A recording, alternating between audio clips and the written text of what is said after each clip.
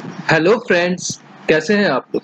तो next chapter हम लोग स्टार्ट करते हैं अपना income from house property. Income from house property ये एक और हेड है। 5 हेड होते हैं अपने। कौन से? Income from salary, income from house property, PGBP, capital gain, और पांचवा कौन सा था? Income from other sources. ये हम लोग ने सीखा था बिल्कुल। उसमें से अभी नेक्स्ट चैप्टर हम लोग उठा रहे, सिर्फ 2 चैप्टर अपने बचे हुए, सेकेंड लास्ट चैप्टर कर रहे हैं income from house property. Income हो रहा है, इनकम का डेफिनेशन हम लोग ने फर्स्ट चैप्टर में देखा था। क्या था? बहुत सारे क्लॉज थे। मैंने क्या बोला था? एक बार रीडिंग के क्लॉजेस है, बहुत सारे क्लॉजेस थे जो अपने को याद करने की बिल्कुल जरूरत नहीं थी। वो इनकम टैक्स एक्ट में इनकम का डेफिनेशन दिया हुआ है। इनकम किससे हो रही है? इनकम हो रही है हाउस प्रॉपर्टी से। तो सर, हाउस प्रॉपर्टी का मतलब क्या होता है? तो वो ये एक्ट में अच्छे से डिफाइन किया हुआ है, ये चैप्टर में डिफाइन किया हुआ है। अच्छे से हम लोग मतलब समझेंगे, कोई टेंशन नहीं है। जैसे हम लोग ने समझा था PGBP, profit and gains from business and profession. तो प्रॉफिट का मतलब क्या था ये सीखा, गेन का मतलब क्या था ये सीखा, बिजनेस का मतलब क्या होता है, प्रोफेशन का मतलब। नॉर्मल वर्ड में अपने को पता है हाउस प्रॉपर्टी क्या होता है, नॉर्मल लाइफ में अपने को पता है कि बिजनेस क्या होता है, नॉर्मल लाइफ में अपने को पता है क्या प्रोफेशन क्या होता है। पर जब हम लोग वहां पे बिजनेस सीख रहे थे तो हम लोग ने क्या सीखा था कि सुप्रीम कोर्ट का एक बरेंद्र प्रसाद रे का जजमेंट है जो क्या बात करता है कि बिजनेस का डेफिनेशन क्या होता है। तो अपनी डेफिनेशन क्या है अपने दिमाग में बिजनेस की, कि भाई कोई भी कामकाज अपन कर रहे हो तो क्या है? बिजनेस है। पर एक्ट क्या डेफिनेशन देता है हाउस प्रॉपर्टी, एक्ट क्या डेफिनेशन देता है बिजनेस की, वो ज्यादा इंपॉर्टेंट है अगर अपने को प्रोफेशनल वे में सीखना है ये सब चीजें तो। ठीक है, वो आप सीख लोगे, कोई टेंशन की बात नहीं है। जैसे हम लोग का हर सेक्शन जो हर हेड पढ़ा था उसमें एक चार्जिंग सेक्शन होता था, वैसा इनकम फ्रॉम हाउस प्रॉपर्टी में भी एक चार्जिंग सेक्शन। कौन सा? चार्जिंग सेक्शन 22 है। यहाँ से लेकर 27 तक हाउस प्रॉपर्टी के सेक्शन है, मतलब 22 से लेकर 27 कुछ 5-6 सेक्शन है, इतना ही है। उसके बाद 28 से अपना पीजीबीपी स्टार्ट हो जाता था, याद है तो 28 पीजीबीपी का चार्जिंग सेक्शन था। उसमें बहुत सारे जनरल चार्ज था और स्पेशल चार्ज था, हम लोग ने सीखा था। ठीक है। 22 क्या बोलता है? चार्जिंग सेक्शन की बातें करता है। और वहां से लेकर 27 तक हाउस प्रॉपर्टी चलता है जो डीम्ड ओनरशिप की बात करता है, और वहां पे हाउस प्रॉपर्टी क्या हो जाता है? खत्म हो जाता है। तो 5 सेक्शन का टॉपिक है। सबसे इजी हेड अगर मेरे हिसाब से, सबका अलग पॉइंट ऑफ व्यू हो सकता है, पर 80% लोग ये बात पे सहमत होंगे कि जो सबसे इजी कोई भी हेड है, मतलब पांचों हेड में से, salary, PGBP, capital gain, other sources या हाउस प्रॉपर्टी, सबसे इजी हेड जो है वो क्या बोलेंगे? इनकम फ्रॉम हाउस प्रॉपर्टी है, या फिर कुछ लोग अदर सोर्सेज बोल सकते हैं। अदर सोर्सेज अपना हो गया, पर उसमें भी कुछ चीजें गिफ्ट वगैरह का टैक्सेशन है जहाँ पे थोड़ा सा आदमी घूम सकता है, पर हाउस प्रॉपर्टी में ऐसी कोई दिक्कत की बात नहीं है। एग्जाम में आता है तो अच्छे खासे आप मार्क्स, पूरे मार्क्स स्कोर कर सकते हो, कोई टेंशन की बात नहीं है। बस अच्छे से मैं जब जैसे अपना सेम फ्लो रहेगा, मैं क्या पहले एक बार पढ़ाऊंगा, फिर उसका रिवीजन कराऊंगा, फिर उसका रिवीजन कराऊंगा, फिर उसका रिवीजन कराऊंगा, रिवीजन कराता रहूंगा। आपका क्या काम है? आपका यहाँ पे सब कंसेप्ट क्लियर हो जाएंगे, सब आपको याद हो जाएगा। आपको क्लैरिटी और वो कंसेप्ट वगैरह मैं क्लियर करा दूंगा। कमांड लाने के लिए आपको रिवीजन क्लिप जो मैं भेजता हूँ, वो रिवीजन क्लिप हर चैप्टर का सुनते रहना है, और क्वेश्चंस जितने ज्यादा सॉल्व हो सके, कि जितने ज्यादा, क्योंकि ये थियोरी पढ़ना इजी है पर क्वेश्चन सॉल्व करने इज द टास्क। आपको क्वेश्चन जितना ज्यादा सॉल्व करोगे उतना ज्यादा आपका इनकम टैक्स के ऊपर कमांड आएगा। जितने ज्यादा क्वेश्चन सॉल्व कर सकते हो उतने कर दो। ठीक है, अभी टाइम वेस्ट ना करते हुए आगे बढ़ते हैं सेक्शन 22 पे। सेक्शन 22 क्या बोलता है? Charging section of income tax. Charging section का मतलब क्या होता है? हम लोग ने कैपिटल गेन, पीजीबीपी वगैरह में सीखा था। ये समझो कोई बॉक्स है, बॉक्स के अंदर अपने को जाना है, या कोई घर है, घर के अंदर अपने को जाना है, तो वो घर के नेम प्लेट पे हम लोग पढ़ेंगे ना, भाई ये किसका घर है, उसके अंदर जाएंगे ना, किधर भी थोड़ी चले जाएंगे। सेम वे अगर किसी भी हेड के अंदर जाना है तो उसका चार्जिंग सेक्शन देख लो। चार्जिंग सेक्शन का मतलब क्या? अगर चार्जिंग सेक्शन होता तो ही वो हेड होगा, नहीं तो नहीं होगा। जैसे इनकम टैक्स का क्या है सेक्शन? चार्जिंग सेक्शन 4 है। अगर चार्जिंग सेक्शन 4 ना होता, सेक्शन 4 ना होता, तो इनकम टैक्स पे चार्ज कैसे लगता वही पता नहीं होता। सेम वे अगर सेक्शन 22 ना होता तो यही पता नहीं होता कि इनकम फ्रॉम हाउस प्रॉपर्टी पे टैक्स लगेगा कैसे। समझ रहे हो कि बात? नहीं, बात समझ रहे सर, कोई तकलीफ की बात नहीं। मतलब चार्जिंग सेक्शन का मतलब क्या? अगर अपने को पता लगाना है कि ये जो मेरी इनकम है ये हाउस प्रॉपर्टी में ही टैक्स होगी कि नहीं होगी, इसके लिए अपने को क्या सीखना है? अपने को सीखना है चार्जिंग सेक्शन क्या होता है। चार्जिंग सेक्शन का जो ऊपर हम लोग ये वर्ड बाय वर्ड पढ़ेंगे। सबसे पहले पढ़ लेते हैं चार्जिंग सेक्शन क्या होता है। रेंटल अमाउंट या एनुअल वैल्यू, रेंटल अमाउंट या annual value is taxable under the head income from house property if following condition satisfy. पहला कंडीशन क्या है, there should be house property. House property का मतलब क्या है, बिल्डिंग और लैंड अपेटेंट देयर टू, ठीक है। फिर assessee should be owner of that house property, और असेसी को क्या होना चाहिए, वो हाउस प्रॉपर्टी का ओनर होना चाहिए। फिर नीचे क्या कुछ है, लिखे हुए नोट्स है, income from letting out of vacant land is taxable under head PGBP or IFRS as the case may be. Property should not be used for any business purpose, or annual value of house property will be charged under income from house property where it's held as assessee as a stock in trade of a business, DLOP माना जाएगा। ये सब क्या है, सबको समझाने, tension मतलब समझाने का काम मेरा है। अभी तक मैंने सिर्फ रीड किया है आपको बताने के लिए कि हम लोग क्या सीख रहे हैं। उससे पहले ये जो नीचे मैंने एनालिसिस किया हुआ है, ये इसके ऊपर गौर दो, ये वाला पार्ट पे, एनालिसिस वाले पार्ट पे ध्यान दो। इसको पहले हम लोग समझते हैं कि हाउस प्रॉपर्टी पे कब टैक्स लगेगा, उसके बाद ऊपर जाके पढ़ेंगे, सब एकदम अच्छे से क्लियर हो जाएगा। सबसे पहले ऊपर देखा था रेंट या एनुअल वैल्यू। तो एनुअल वैल्यू अगर हाउस प्रॉपर्टी, अगर आपके पास घर है तो आपके पास घर से आप इनकम कैसे अर्न कर सकते हो, जरा दिमाग लगाओ। दो वे है, एक क्या वे है, वो घर को आप भाड़े पे दे दो, क्या किया, रेंट पे चढ़ा दिया, वो घर को आपने रेंट पे दे दिया। दूसरा वे क्या है, वो घर ही आपने क्या कर दिया, बेच दिया, सोल्ड कर दिया, सेल कर दिया वो घर का। तो दो वे है जिससे आप एनुअल वैल्यू कमा सकते हो। एनुअल वैल्यू के लिखा है क्योंकि अपना इनकम टैक्स जो एक्ट चलता है वो financial year assessment year basis पे ईयरली चलता है। तो एनुअल वैल्यू मतलब पूरे साल पे टैक्स लगेगा। एनुअल वैल्यू कैसे हो सकता है, हाउस प्रॉपर्टी से, या तो घर को आपने रेंट पे दे दिया, या तो आपने क्या कर दिया, रेंट पे दे दिया, तो एक तरीका है जिससे आप इनकम अर्न कर सकते हो। दूसरा तरीका क्या है, वो घर ही बेच दिया, वो घर ही आपने सोल्ड आउट कर दिया, वो घर ही बेच दिया, तो वो भी आपको जो लमसम पैसा मिलेगा वो भी आपका एनुअल वैल्यू का। पर अगर आपने मेरा अटेंड किया हुआ है पुराने लेक्चर, तो आपको पता है कि जो आप घर बेचते हैं वो तो अपना वैसे भी कैपिटल गेन्स में आता है। बिकॉज कैपिटल गेन का चार्जिंग सेक्शन 45 क्या बोलता है, अगर आपके पास कैपिटल असेट है और वो कैपिटल असेट को आप ट्रांसफर कर देते हो तो वो क्या आ जाता है, कैपिटल गेन आ जाता है, और कैपिटल गेन हेड में चार्जेबल हो जाएगा। करेक्ट है। तो sale of house property, house property capital asset है, बिल्कुल कैपिटल असेट है, उसको सेल करते हो तो ये ट्रांसफर है, बिल्कुल ट्रांसफर है, तो ये तो आपका क्या चला जाएगा, कैपिटल गेन में चला जाएगा। तो बचा क्या, रेंटल वैल्यू बचा। तो जो आप घर को, एनुअल वैल्यू का मतलब क्या, सबसे पहले इतना समझो, जो आप रेंट पे दे रहे हो, रेंट से जो पैसा कमा रहे हो, किसको रेंट पे दे रहे हो, कब दे रहे हो, कौन दे रहा है, वो सब बाद में देखेंगे। अभी के लिए सिर्फ इतना समझो कि अगर आप कुछ चीज रेंट पे दे रहे हो, क्या दे रहे हो, रेंट पे दे रहे हो, तो रेंट का जो इनकम आता है वो आपके लिए क्या हो जाएगा, इनकम फ्रॉम हाउस प्रॉपर्टी बनेगा। मतलब ये चार्जिंग सेक्शन में लिखा हुआ है कि इसके अंदर आ सकता है, ठीक है। तो एनुअल वैल्यू किसका, तो एनुअल वैल्यू किसका, प्रॉपर्टी का एनुअल वैल्यू, किसका एनुअल वैल्यू, प्रॉपर्टी का एनुअल वैल्यू। तो प्रॉपर्टी का मतलब क्या होगा, प्रॉपर्टी का मतलब जो अपना चैप्टर का नाम है, इनकम फ्रॉम हाउस प्रॉपर्टी। इनका प्रॉपर्टी का मतलब क्या, हाउस प्रॉपर्टी। हाउस प्रॉपर्टी का मतलब क्या होता है सर, या तो बिल्डिंग और लैंड अपर्टेनेंट देयर टू, मतलब क्या, या तो बिल्डिंग और बिल्डिंग के आसपास लैंड होता है, वो भी क्या आ जाएगा, आपका हाउस प्रॉपर्टी। मतलब समझे नहीं तो सर समझाता हूं मैं, एक सेकंड के लिए। ये जो है, ये है एक प्लॉट, क्या है, बहुत छोटा प्लॉट बन गया। ये क्या है, ये एक प्लॉट है, लैंड है। इसके अंदर ये जो है, ये एक बिल्डिंग बना हुआ है। क्या बना हुआ है, बिल्डिंग। और यहाँ पे कुछ एरिया है, यहाँ पे लेफ्ट साइड में गार्डन के लिए छोड़ा हुआ है, राइट साइड में कुछ प्ले स्टेशन वगैरह, मतलब खेलने के लिए कुछ छोड़ा हुआ है, प्ले सेक्शन है। यहाँ पे कुछ स्विमिंग पूल है, वहां पे एंट्रेंस का गेट है, कुछ गार्डन है, ऐसा करके रेंट है। तो हाउस प्रॉपर्टी का मतलब क्या होता है, हाउस प्रॉपर्टी का मतलब पहला तो ये बिल्डिंग, ये जो बिल्डिंग है वो हाउस प्रॉपर्टी है। उसके साथ अपेटेनेंट का मतलब क्या, उसके साथ जो अटैच्ड लैंड है, उसके साथ जो लैंड अटैच्ड है आसपास, वो भी क्या आ जाएगा, हाउस प्रॉपर्टी आ जाएगा। ऐसा लिखने की क्या जरूरत है, ऐसा लिखने का इसलिए जरूरत है कि समझो कि किसी ने कल को घर नहीं दिया रेंट पे, पर आजू बाजू का एरिया जो है वो दे दिया रेंट पे, लैंड पे, लैंड को रेंट पे दे दिया। अभी वो बोलेगा पीजीबीपी में भी नहीं आता मेरा, टैक्सेबिलिटी अदर सोर्सेस पे भी नहीं आता, हाउस प्रॉपर्टी पे भी नहीं आता, तो मैं टैक्स नहीं भरूंगा। तो इसलिए गवर्नमेंट ने क्या बोल दिया कि ये जो है, ये बिल्डिंग तो है ही, इसके साथ जो अपर टेनेंट मतलब जो उसके साथ अटैच्ड लैंड है, उसके साथ जो लैंड अटैच है वो भी क्या आ जाएगा, आपका हाउस प्रॉपर्टी में आ जाएगा। हाउस प्रॉपर्टी का मतलब जो आपका बिल्डिंग है प्लस उसके साथ लैंड अपर टेनेंट है, ठीक। तो अभी तक हम लोग ने क्या सीखा, एनुअल वैल्यू। एनुअल वैल्यू उसके ऊपर टैक्स लगाएंगे तो एनुअल वैल्यू कैसे आ सकती है? घर से दो तरीके से आ सकती है, एक तो या तो उसका बेच दो, वो कैपिटल गेन में चली जाएगी, या उसको भाड़े पे दे दो, उसमें से रेंट कमाते रहो, तो यहाँ पे रेंट वाला ऑप्शन। फिर second, property of which, property of which, property मतलब क्या? प्रॉपर्टी का मतलब हाउस प्रॉपर्टी, तो हाउस प्रॉपर्टी का मतलब क्या?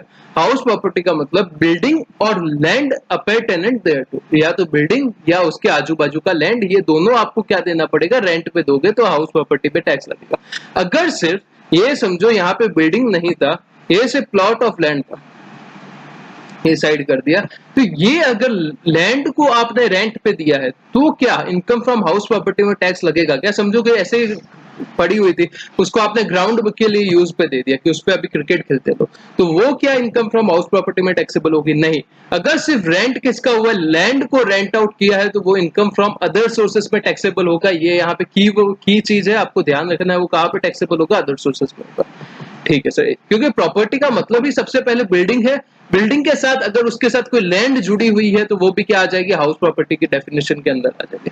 फिर पहला देख लिया एनुअल वैल्यू किसका होना चाहिए? प्रॉपर्टी का होना चाहिए। प्रॉपर्टी का मतलब क्या होता है? House property. हाउस प्रॉपर्टी का मतलब क्या होता है? बिल्डिंग होता है और लैंड होता है उसके साथ वाला। तो और कौन मतलब कौन रेंट पे देना चाहिए? तो असेसी इज ओनर, असेसी जो है वो ओनर होना चाहिए। ओनर का मतलब क्या? Both registered owner as well as deemed owner except subletting. ये क्या लिखा हुआ है सर? समझा नहीं, समझेगा धीरे धीरे। मतलब जो एसएससी है या तो रजिस्टर्ड ओनर होना चाहिए, मतलब घर उसके नाम पे प्रॉपर उसकी रजिस्ट्री वगैरह होनी चाहिए, उसको रेंट पे देखता है तो वो उसके हाथ में टैक्सेबल होता है, रजिस्टर्ड ओनर। या फिर रजिस्टर्ड ओनर के साथ साथ अगर डीम्ड ओनर होगा तो भी चल जाएगा। तो सर डीम्ड ओनर का मतलब क्या? डीमिंग किसको डीम करे, किसको मान ले कि वो ओनर है? तो जहां जहां पे इनकम टैक्स में डीमिंग फिक्शन डाला रहेगा कि ये आपको मानना है, जैसे अपना सेक्शन 5 में हम लोग ने देखा था इनकम रिसीव एक लिखा हुआ था, एक इनकम डीम टू रिसीव लिखा हुआ था। तो इनकम डीम टू रिसीव के लिए अपने को कहां जाना पड़ता था? सेक्शन 7 में जाना पड़ता था। फिर इनकम एक्रू अराइज लिखा हुआ था, फिर एक और था income deem to accrue arise, तो उसके लिए अपने को कहां? सेक्शन 9 में जाना पड़ता था। तो जहां जहां जैसे डीमिंग फिक्शन डाला हुआ कि ये आपको मान लेना है, तो आपको क्या मानना है? आपको ये चीज माननी है कि भाई इनकम टैक्स एक्ट बताएगा कि आपको क्या मानना है, आपको खुद से कुछ नहीं मानना। तो अभी बोलोगे डीम ओनर का मतलब मैं कुछ भी मानते रहूंगा, असेसिंग ऑफिसर साले चोर रहते हैं, वैसे भी ऐसा बोलना नहीं चाहिए। मैं जस्ट ऐसे एग्जांपल के लिए बोल रहा हूँ कि असेसिंग ऑफिसर ने क्या बोला। असेसिंग ऑफिसर ने बोला कि ये भाई ये मेरे को तेरे पे टैक्स लगाना है, तो किसको भी डीम ओनर बनाते रहेगा? तो ऐसा नहीं चलेगा। जो कानून बोलेगा, इनकम टैक्स एक्ट बोलेगा, वो ही आपको लेना है, वो बताएगा कि कौन डीम ओनर है। तो both registered owner as well as deem owner चलेंगे, एक्सेप्ट सबलेटिंग। सबलेटिंग का मतलब क्या होता है? सबलेटिंग का मतलब होता है, एक सेकंड, ये प्रॉपर्टी किसका है पता है? ए का है। ए कौन? ए कोई भी पता है, ए करके कोई पर्सन है, उसका ये प्रॉपर्टी है। ये मैं नीचे ले लेता हूँ एक सेकंड के लिए। ये ए का प्रॉपर्टी है। ए ने अपना ये प्रॉपर्टी किसको? बी को रेंट आउट कर दिया।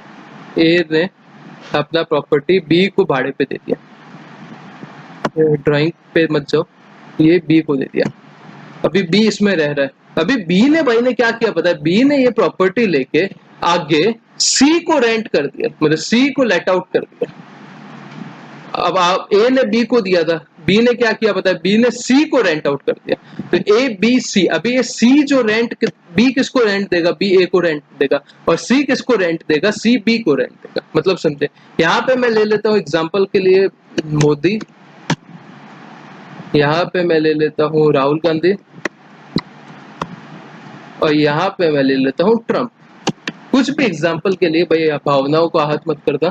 नरेंद्र मोदी ने एक प्रॉपर्टी था, वो राहुल गांधी को दे दिया, रेंट लेट आउट कर दिया, भाड़े पे दे दिया। तो राहुल गांधी नरेंद्र मोदी को क्या देंगे? रेंट देंगे। ठीक है, अभी राहुल गांधी ने वो प्रॉपर्टी सेम ही आगे चिपका दिया, किसको? डोनाल्ड ट्रंप को रेंट पे दे दिया। मोदी को राहुल गांधी रेंट देता था 10,000, डोनाल्ड ट्रंप से रेंट ले रहा है 15,000, और 5,000 इसका कमीशन है। मतलब 5,000 वो एक्स्ट्रा सब लेटिंग, मतलब एक्चुअल रेंटिंग नहीं है, सब लेट कर रहा है। तो वो जो सब लेटिंग है, जो डोनाल्ड ट्रंप इसको 15,000 रुपया देगा, ये इसके हाथ में इनकम फ्रॉम हाउस प्रॉपर्टी में नहीं होगी, किसके हाथ में होगी? इनकम फ्रॉम अदर सोर्सेस में होगी। ऐसा हम लोग ने आईएफओएस में सीखा था। ठीक है सर। हाँ सर ठीक है। तो अभी तक हम लोग ने क्या देखा, एनुअल वैल्यू मतलब क्या, जो रेंट पे दे रहे हो, किसको दे रहे हो, प्रॉपर्टी को दे रहे हो। प्रॉपर्टी का मतलब क्या होता है, हाउस प्रॉपर्टी होता है। हाउस प्रॉपर्टी का मतलब क्या, बिल्डिंग और उसके साथ लैंड जो जुड़ा हुआ है, वो दोनों पार्ट क्या हो जाएगा, आपका हाउस प्रॉपर्टी हो जाएगा।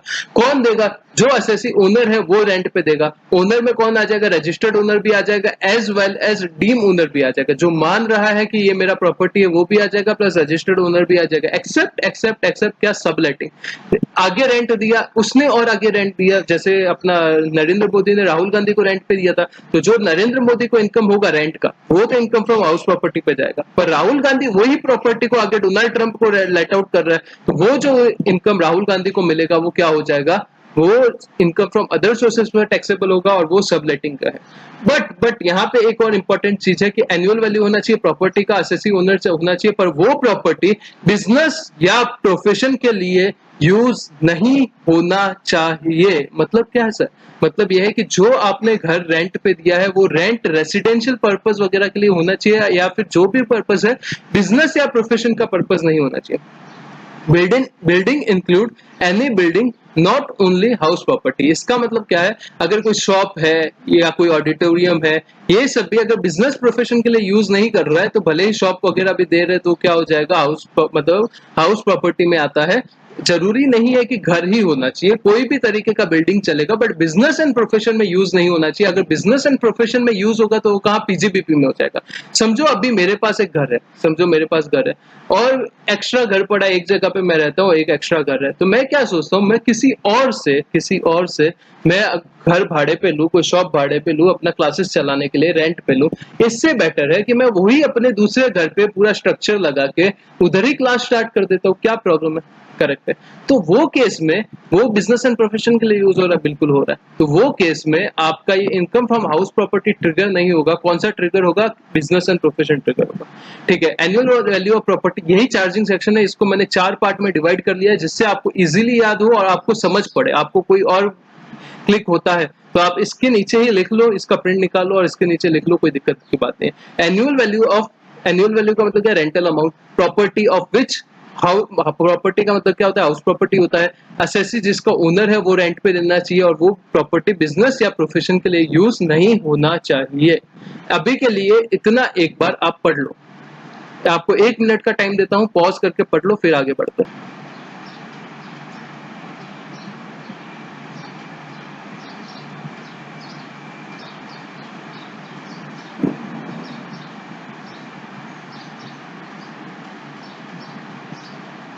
ठीक है, पॉज करके पढ़ लो, आगे बढ़ते हैं कि हम लोग ने अभी तक क्या सीखा, कि एक ऐसा आदमी जो एक हाउस प्रॉपर्टी का एक ऐसा आदमी जो एक हाउस प्रॉपर्टी का मतलब क्या होता है, बिल्डिंग या लैंड उसके साथ जुड़ा हुआ ऐसा आदमी जो हाउस प्रॉपर्टी का ओनर है।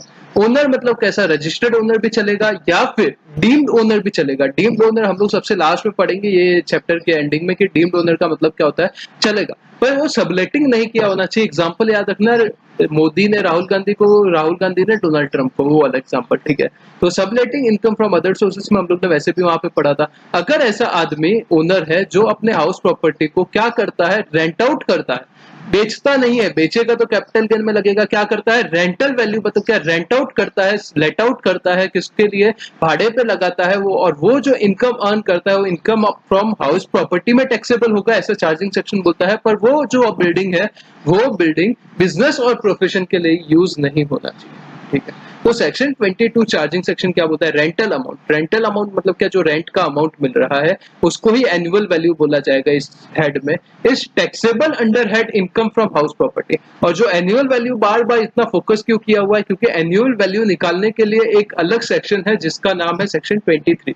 22 के बाद 23 यही बोलेगा कि एनुअल वैल्यू निकालते कैसे, और 24 क्या बोलेगा, डिडक्शन कैसे निकालेंगे, वो सब है आगे देखेंगे। एनुअल वैल्यू का मतलब क्या होता है, section 23 minus section 24। Section 23 minus section 24 करेंगे तो क्या आ जाएगा, एनुअल वैल्यू आ जाएगा। तो rental amount is taxable under income from house property. ये रेंट वाला amount income from house property में टैक्सेबल हो जाएगा if if following conditions are satisfy, अगर ये दो कंडीशन सेटिस्फाई हो जाती है, कंडीशंस कौन सी है जो हम लोग ने नीचे पढ़ी वही सब है, नीचे हम लोग ने बहुत अच्छे से एनालिसिस पढ़ लिया है। There should be house property, एक हाउस प्रॉपर्टी होनी चाहिए। हाउस प्रॉपर्टी का मतलब क्या, बिल्डिंग या लैंड उसके साथ जुड़ा हुआ। दूसरा क्या है, assessee should be owner of that house property, assessee को ओनर होना चाहिए। ओनर का मतलब क्या, रजिस्टर्ड ओनर भी चलेगा, डीम्ड ओनर भी चलेगा, पर सब लेटिंग नहीं चलेगा। ठीक है सर, तो यहाँ पे ये देखो हम लोग ने 3 पॉइंट पढ़ लिया है। एनुअल वैल्यू वाला पॉइंट, रेंटल अमाउंट पढ़ लिया है, फिर हाउस प्रॉपर्टी होना चाहिए और ओनर होना चाहिए। 3 जो डब्बे हैं वो हम लोग ने पढ़ लिए हैं। अभी एक बिजनेस एंड प्रोफेशन वाला नीचे आ जाएगा। Income from letting out of vacant land, एक खाली लैंड पड़ा है उसको लेट आउट किया है, इज टैक्सेबल। वो जो खाली लैंड है वो सिर्फ लैंड है, लैंड को लेट आउट किया है, बिल्डिंग नहीं है, तो वो या तो पीजीबीपी में चार्जेबल होगा या इनकम फ्रॉम अदर सोर्सेस में होगा, जो जैसा केस होगा। मतलब अगर समझो कि किसी का काम ही वो खाली प्लॉट को रेंट पे देना है तो पीजीबीपी पे होगा, या फिर उसने पार्ट टाइम ऐसा कुछ कर लिया तो इनकम फ्रॉम अदर सोर्सेस में होगा। जैसे जो केस होगा उस हिसाब से होगा, पर खाली सिर्फ रेंट पे क्या दिया है, लैंड दिया है, प्लॉट दिया है, तो वो आपका इनकम फ्रॉम हाउस प्रॉपर्टी में नहीं होगा चार्जेबल। हाँ, property should not be use for business and profession, जो प्रॉपर्टी रेंट पे दी है वो बिजनेस एंड प्रोफेशन के लिए यूज नहीं होना चाहिए। अगर बिजनेस एंड प्रोफेशन में तो यूज हो गया तो फिर सीधा सीधा रेंट पीएनएल के डेबिट में आप लोगे ना, आप यहाँ पे क्यों लोगे, आप प्रॉफिट एंड लॉस अकाउंट जो बनाओगे पीजीबीपी में उसके डेबिट में लोगे। पर ये किसके लिए, आपका रेंटल इनकम है और आपने रेसिडेंशियल पर्पज के लिए या किसी और पर्पज के लिए, बिजनेस एंड प्रोफेशन के लिए नहीं दिया होना चाहिए।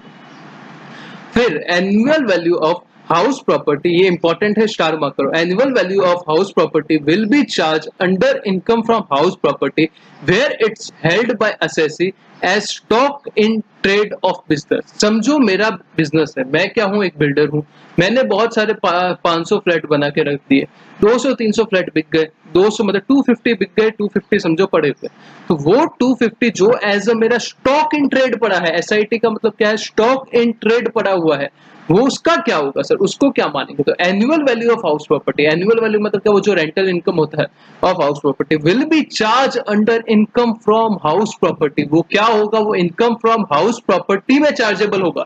Where it is held by assessee, जो असेसी ने हेल्ड किया है, कैसे, as a stock in trade held किया है ऑफ बिजनेस, अपने बिजनेस का क्या किया है, स्टॉक इन ट्रेड हेल्ड किया है, तो उसको क्या मान लेंगे, annual value of house property में इनकम फ्रॉम हाउस प्रॉपर्टी में चार्जेबल कर देंगे। तो अभी आपके दिमाग में सीधा सीधा एक क्वेश्चन आना चाहिए, क्या क्वेश्चन आना चाहिए, सर वो घर तो किसी को रेंट पे दिया ही नहीं, वो घर तो किसी को रेंट पे दिया ही हुआ नहीं है, तो उसके ऊपर कौन सा रेंट का इनकम चार्जेबल करेंगे। तो वहां पे एक कंसेप्ट आता है डीएलओपी का। डीएलओपी का मतलब क्या होता है पता है, deemed to let out property, मतलब एक्चुअल में आपने लेट आउट नहीं किया पर गवर्नमेंट मान लेगी कि आपने ये लेट आउट कर दिया। क्या बोला, एक्चुअली में आपने लेट आउट नहीं किया, एक्चुअल में आपने वो रेंट पे नहीं दिया, भाड़े पे नहीं दिया, पर गवर्नमेंट मान लेगी कि वो रेंट पे दे दिया है आपने, तो उसको क्या बोलेंगे, deemed to let out property. आगे हम लोग अच्छे से पढ़ेंगे, तो अभी के लिए अपना इतना समझ लो कि जो annual value of house property रहेगा, ऐसा प्रॉपर्टी जो असेसी का स्टॉक इन ट्रेड है, और उसको क्या मान लेंगे, इनकम फ्रॉम हाउस प्रॉपर्टी में चार्जेबल कर देंगे as a deemed to let out property.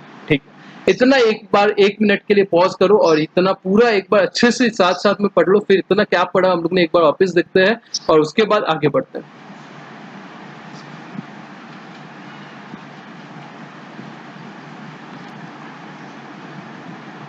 तो पॉज करके एक बार पढ़ लो, फिर पॉज कर दो, मैं 2-3 सेकंड का टाइम देता हूँ, फिर आगे बढ़ते हैं, इन दोनों का टाइम वेस्ट होगा अननेसेसरी।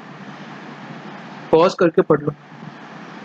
तो हम लोग ने सेक्शन 22 में 4 चीजें सीखी है कि एनुअल वैल्यू का मतलब क्या होता है, प्रॉपर्टी का मतलब क्या होना चाहिए, कौन असेसी होगा ये हेड में, और ये प्रॉपर्टी वो बिजनेस एंड प्रोफेशन के यूज में नहीं होनी चाहिए। एनुअल वैल्यू का मतलब जो आप रेंटल वैल्यू अर्न करते हो, फिर प्रॉपर्टी का मतलब आपका हाउस प्रॉपर्टी, हाउस प्रॉपर्टी का मतलब बिल्डिंग प्लस लैंड। मैं जब जानबूझ के बार बार बोलता हूँ, मेरा पढ़ाने का यही स्टाइल है, मैं ये चाहता हूँ कि मेरे साथ साथ आपको ये सब चीजें याद हो जाए, इट्स सिंपल वैल्यू। ठीक है, कि बिल्डिंग या लैंड होनी चाहिए उसके साथ अटैच, और अगर सिर्फ आप लैंड को रेंट आउट करते हो तो ये आपका इनकम फ्रॉम अदर सोर्सेस या आपका जो भी पीजीबीपी के अंदर आएगा, यहाँ पे नहीं आएगा। असेसी इज ओनर, असेसी जो है वो ओनर होना चाहिए। ओनर का मतलब क्या, या तो रजिस्टर्ड ओनर या फिर डीम्ड ओनर होगा तो भी चलेगा। डीम्ड ओनर का बेसिकली मतलब क्या, सेक्शन हम लोग 27 करेंगे, डोंट वरी, बट इसका ऊपर ऊपर से मतलब ये समझ लो कि डीम्ड ओनर का मतलब जो क्लबिंग वाले प्रोविजन होते थे ना, वैसा कुछ है कि मतलब आपकी इनकम नहीं है, आपकी इनकम आपने किधर ट्रांसफर कर दी और फिर आप उसके इनकम का टैक्स भरे। क्लबिंग हम लोग ने बहुत अच्छे से किया था, वैसा कुछ प्रोविजन है, वैसे कुछ प्रोविजन है, 4-5 सबसेक्शन है, इजी है, कुछ नहीं, 15 मिनट का काम में हो जाएगा। Not use for business and profession, वो प्रॉपर्टी बिजनेस एंड प्रोफेशन के लिए यूज नहीं होनी चाहिए। फिर एक छोटा सा कंसेप्ट आता है कंपोजिट रेंट का। कंपोजिट रेंट का मतलब क्या है, समझो कि अगर मैं सिर्फ कहीं पे, मेरे को ये एग्जांपल यहाँ पे मैंने ऑडिटोरियम का क्या लिया है पता है, कि मेरे को सिर्फ लैंड नहीं चाहिए वहाँ पे, लैंड के साथ साथ मेरे को वहां का plant and machinery, furniture, lift वगैरह सब मैं रेंट पे ले रहा हूँ। सिर्फ मैं वो जमीन या सिर्फ बिल्डिंग रेंट पे नहीं ले रहा। फॉर एग्जांपल क्लासेस का एग्जांपल ले लो, मैं सिर्फ आपका जो रूम है वो रेंट पे नहीं ले रहा हूँ, मैं आपका वो जो व्हाइट बोर्ड लगा हुआ है या फिर टेक्नोलॉजी जो भी लगी हुई है, वो बेंचेस जो है, एसी जो है, ये सब मिला के प्रॉपर आपको रेंट पे कर रहा हूँ। तो वो केस में ये आपका rent income from house property में जाएगा या पीजीबीपी में जाएगा। क्या होगा, मतलब कंपोजिट का मतलब क्या, अलग अलग नहीं, कंपोजिट है, मतलब एक साथ आपको रेंट पे करो। किसका रेंट पे करो, when building is rented out, building rent out हो रही है विथ अदर एक्सेसरीज, और भी कुछ एक्सेसरीज है like plant and machinery, furniture, lift etcetera, ऐसी कुछ एक्सेसरीज है, इसके साथ आपकी बिल्डिंग रेंट आउट हो रही है। तो क्या होगा, तो फिर आपको देखना पड़ेगा कि जो बिल्डिंग का रेंट है वो क्या सेपरेबल है कि नहीं, मतलब बिल्डिंग का रेंट आप अलग कर सकते हो और हाउस बाकी सब जो कुर्सी टेबल वगैरह का रेंट अलग कर सकते हो क्या। अगर कर सकते हो तो अलग तरीके से ट्रीटमेंट होगा, अगर नहीं कर सकते तो अलग तरीके से ट्रीटमेंट होगा। अभी समझो मैंने कोई क्लास रेंट पे ले ली, क्लासेस में मैंने क्या सिर्फ रूम नहीं रेंट पे लिया, बाकी सब भी फर्नीचर भी वहां पे ऑलरेडी किया हुआ है, सब कुछ टेक्नोलॉजी भी वहां पे है, वहां पे अपना ये एसी वगैरह भी है, सब कुछ के साथ मैं उसको 1 लाख रुपए पे कर रहा हूँ। कितना पे कर रहा हूँ पर मंथ, 1 लाख रुपीज। अगर मुझे पता है कि इसमें से एग्रीमेंट में लिखा हुआ कि जो बिल्डिंग है उसका रेंट 50,000 है और बाकी सब एक्सेसरीज का रेंट कितना है 50,000, मतलब दोनों सेपरेबल है कि 50,000 मैं बिल्डिंग के लिए दे रहा हूँ और 50,000 बाकी सब चीजों के लिए दे रहा हूँ। या दूसरा केस क्या हो सकता है, दूसरा केस ये हो सकता है कि मैं 1 लाख रुपए पे कर रहा हूँ पर मुझे पता ही नहीं है कि मैं किस चीज के लिए 1 लाख रुपए पे कर रहा हूँ, मतलब मैं टोटल 1 लाख रुपए पे कर देता हूँ, उसमें कुछ बाइफिकेशन वगैरह नहीं, सेपरेबल फ्रॉम अदर एसेट। अगर जो अपना पहला वाला एग्जांपल, जो बिल्डिंग का रेंट है वो सेपरेबल है अदर एसेट से, मतलब जो रूम का रेंट है वो अलग कर सकते हो, आपका अदर एक्सेसरीज जैसे आपका एसी है, बेंचेस वगैरह है, तो जो बिल्डिंग का रेंट है वो आपका इनकम फ्रॉम हाउस प्रॉपर्टी सीधा सिंपल हो जाएगा। अगर if it is not separable from other asset, अगर ये अदर एसेट से सेपरेबल नहीं है, मतलब अगर आपका ये बिल्डिंग का जो रेंट है वो पता नहीं, सेकंड वाला एग्जांपल 1 लाख आप रुपए आपने दे दिया, आपको पता ही नहीं कौन सा किसके लिए 1 लाख रुपए, तो इधर ये पीजीबीपी में जाएगा या इनकम फ्रॉम अदर सोर्सेज पे जाएगा, डिपेंडिंग अपॉन द सिचुएशन, जो जैसा सिचुएशन होगा आप कैसे एसएससी उसके ऊपर डिपेंड करेगा, but income from house property पे नहीं जाएगा, ये सिंपल सी चीज है। तो अभी तक हम लोग ने चार्जिंग सेक्शन पढ़ा है और कंपोजिट रेंट का एक कंसेप्ट पढ़ा है। कंपोजिट रेंट में मतलब क्या, सिर्फ आप बिल्डिंग के लिए नहीं दे रहे हो पैसा, आप बाकी सब चीजों का भी रेंट वगैरह पे कर रहे हो, तो उसके केस में कैसे सामने वाले का इनकम होगा उसकी बात की है। फिर जो अमेंडमेंट ऑफ फिनेंशियल, ये इस साल का अमेंडमेंट है, उसके ऊपर थोड़ा सा बाद में आते हैं, ये वाला जो चार्ट दिया हुआ है उसके बाद उसके ऊपर आ जाते हैं। तो टाइप्स ऑफ हाउस प्रॉपर्टी कैसे क्या होगा उसके बारे में बात करते हैं। 2 टाइप की हाउस प्रॉपर्टी होगी, तो कितने टाइप की, 2 टाइप की, या तो एलओपी होगा या एसओपी होगा। ऊपर दिया हुआ है देखो, एलओपी मतलब क्या, late out property. Late out property मतलब क्या, आपके पास प्रॉपर्टी है, आपने उसको रेंट आउट कर दिया, आपने उसको लेट आउट कर दिया, आपने उसको भाड़े पे चढ़ा दिया, आपने उसको किराए पे दे दिया। मतलब क्या, आपका घर था, आपने रेंट आउट कर दिया टेनेंट को, वो अभी आपको रेंट दे रहा है, तो उसको क्या बोलेंगे, लेट आउट प्रॉपर्टी बोलेंगे। इससे जो इनकम होगी ये हमेशा हमेशा हमेशा हमेशा हमेशा टैक्सेबल ही होगी। क्यों टैक्सेबल होगी, सीधी बात है, आप इनकम अर्न कर रहे हो तो इसके ऊपर आपको टैक्स तो भरना पड़ेगा। एलओपी जो है वो हमेशा क्या होगी, टैक्सेबल होगी। सर ठीक है। फिर दूसरा क्या है, दूसरा टाइप ऑफ हाउस प्रॉपर्टी में एसओपी है। एसओपी का मतलब क्या होता है, सेल्फ ऑक्यूपाइड प्रॉपर्टी। सेल्फ का मतलब क्या, सेल्फ मतलब वो माई सेल्फ पे ऐसे लिखते थे ना, माई सेल्फ कौन होता है, मैं खुद होता हूँ। सेल्फ जिसने क्या किया है, प्रॉपर्टी को ऑक्यूपाई किया हुआ है, मतलब मैं उस प्रॉपर्टी को ऑक्यूपाई किया हुआ है, मैं उसके अंदर रह रहा हूँ, वो घर सिंपली है मेरा और इसके अंदर मैं रह रहा हूँ। तो एसओपी का बेसिकली क्या होगा, या तो एसओपी रेसिडेंस पर्पस के लिए होगी, मतलब रेसिडेंशियल पर्पस के लिए होगी, या SOP business and profession purpose के लिए होगी। अगर बिजनेस एंड प्रोफेशन पर्पस के है तो भाई इनकम फ्रॉम हाउस प्रॉपर्टी में कोई ट्रीटमेंट नहीं है, ऊपर ही हम लोग ने चार्जिंग सेक्शन में ही निकाल दिया था कि बिजनेस एंड प्रोफेशन के लिए यूज नहीं होना चाहिए हाउस प्रॉपर्टी, तो अपना ये हेड में इसका कोई भी काम नहीं है, इसको साइड कर दो, कर दिया सर, साइड कर दिया, निकाल दिया। बहुत अच्छा किया। तो एलओपी क्या है, हमेशा टैक्सेबल होगा। एसओपी अगर बिजनेस एंड प्रोफेशन के लिए है तो कोई ट्रीटमेंट नहीं होगा, ये हेड में साइड कर दो। फिर अगर एसओपी जो है self occupied property residential purpose के लिए, अगर रेसिडेंशियल पर्पस के लिए तो अप टू 2 एसओपी, अगर 2 सेल्फ ऑक्यूपाइड प्रॉपर्टी है उसमें से जो कुछ भी इनकम वगैरह आ रही है, इनकम तो बेसिकली आएगी नहीं, तो उसके ऊपर एसओपी मतलब कि आप उसमें रह रहे हो तो भाई इनकम कैसे आएगी, पर उसको डीम नहीं किया जाएगा, आगे समझेंगे। अगर 2 एसओपी है तो वो क्या एग्जाम्प्ट होगा।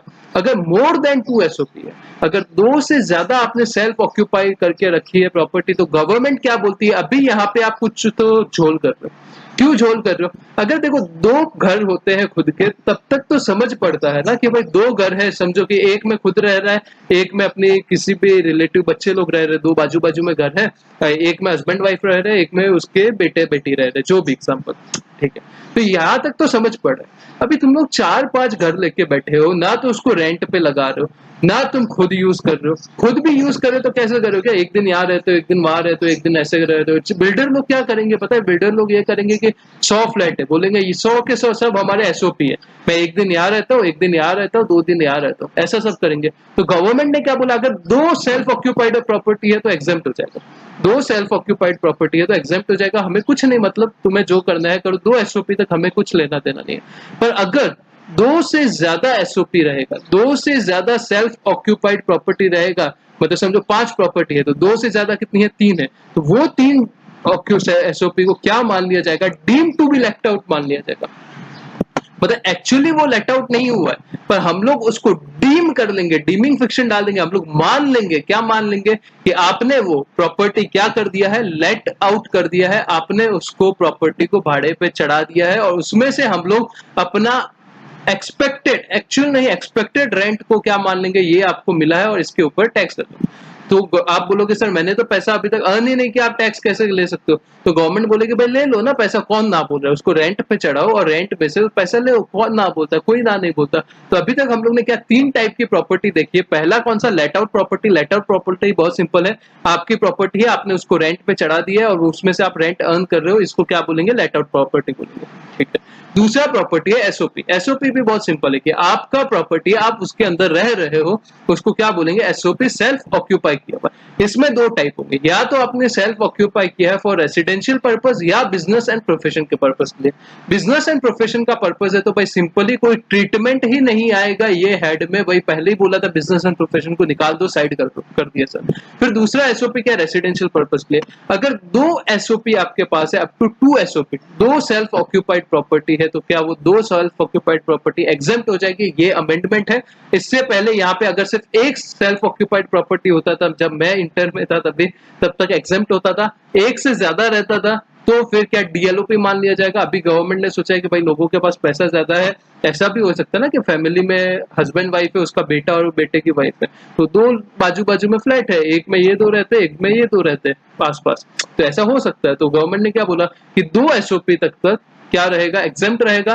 2 से ज्यादा एसओपी रहेगा तो क्या मान लेंगे, deem to be let out. क्या, deem to be let out, deem to be let out, let out है नहीं, हम लोग मान लेंगे कि आपने ये भाड़े पे चढ़ा दिया है, और इसमें से जो हम लोग एक्सपेक्टेड रेंट जो रहता है, ये मैं टर्म यूज करो, एक्सपेक्टेड रेंट वगैरह क्या रहता है हम लोग सीखेंगे, कोई टेंशन की बात नहीं है, वो हम लोग क्या करेंगे, टैक्सेबल करेंगे। इतना क्लियर है? हाँ सर इतना क्लियर है। तो अभी एक बार के लिए जो अमेंडमेंट था, मैंने बोला था बाद में पढ़ेंगे, उसको एक बार पढ़ के देखते हैं क्या लिखा है। अमेंडमेंट ऑफ फाइनेंशियल ईयर, ये अमेंडमेंट का स्पेलिंग ये यूएस वालों का थोड़ा अलग है, अपना अलग है, ठीक है। Where the house property hold as stock entered, held as या hold as held रहेगा, बेसिकली मैंने सब खुद टाइप किया है। तो where house property is held as stock entered, जो हाउस प्रॉपर्टी है वो कैसे आपने होल्ड किया है, as a stock in trade. SIT का मतलब क्या होता है, स्टॉक इन ट्रेड होता है। एंड इफ प्रॉपर्टी और any part is not let out during a previous year, then annual value for the period up to 2 years from the end of financial year in which certificate of construction of property obtained from a competent authority shall be taken as nil। ये basically क्या समझा क्या कुछ, पहले तो ये बताओ, समझ जाएगा, कोई दिक्कत की बात नहीं। ये बिल्डर्स वगैरह जो रहते हैं उनको फायदा देने के लिए ये काम किया है। क्या किया है कि अगर आपने कोई भी हाउस प्रॉपर्टी होल्ड किया है, कैसे, as a stock in trade held किया, मतलब आपका स्टॉक है, और इफ प्रॉपर्टी और एनी पार्ट, कोई या तो प्रॉपर्टी या उसका कुछ पार्ट आपने नॉट लेट आउट, आपने लेट आउट नहीं किया है ड्यूरिंग द प्रीवियस ईयर, आपने एक्चुअली भाड़े पे नहीं डाला है उसको, then annual value, annual value का मतलब क्या होता है हम लोग सीखेंगे, सेक्शन 23 माइनस 24 आपका एनुअल वैल्यू आता है। तो अभी के लिए समझ लो जो रेंट का अमाउंट है फॉर द पीरियड, कौन से period, up to 2 years from the financial year in which certificate of construction और सर्टिफिकेट ऑफ कंप्लीशन और प्रॉपर्टी इज ऑब्टेन। मतलब क्या आपको सर्टिफिकेट समझो कभी मिला, आज क्या डेट है, 19 सितंबर है, समझो आज आपको सर्टिफिकेट ऑफ कंप्लीशन मिला है, अभी से लेके आपको आगे आने वाले 2 साल तक, 2 साल तक, 2 साल तक, मतलब ये क्या चल रहा है 19th of September 2020, तो यहां से लेके ईयर एंड कब होगा, 31st मार्च 2021 को होगा, करेक्ट। वहां से लेके 2 साल तक अगर आपने जो आपका घर है, तो जो आपने as a stock in trade hold किया हुआ है हाउस प्रॉपर्टी, उसको रेंट आउट नहीं भी किया है तो उसको डीएलओपी नहीं माना जाएगा, कब तक, 2 साल तक। उसकी वैल्यू क्या ली जाएगी, एनुअल वैल्यू नहीं ली जाएगी। अभी समझेगा, वापस एक बार पढ़ते हैं। Where the house property held as a stock in trade, आपने घर स्टॉक इन ट्रेड की तरह होल्ड किया हुआ है और प्रॉपर्टी या उसका पार्ट लेट आउट नहीं किया है during the previous year, then annual value for the period, annual value for the period up to 2 years from the end of financial year। दो, जब आपको सर्टिफिकेट ऑफ कंप्लीशन मिला वो साल खत्म हो रहा है, वहां से 2 साल तक आपका वो एनुअल वैल्यू क्या माना जाएगा, नील माना जाएगा, जो आपको सर्टिफिकेट कॉम्पिटेंट अथॉरिटी से मिला है बेसिकली। ठीक है, एक बार के लिए पढ़ लो, इतना पढ़ लो।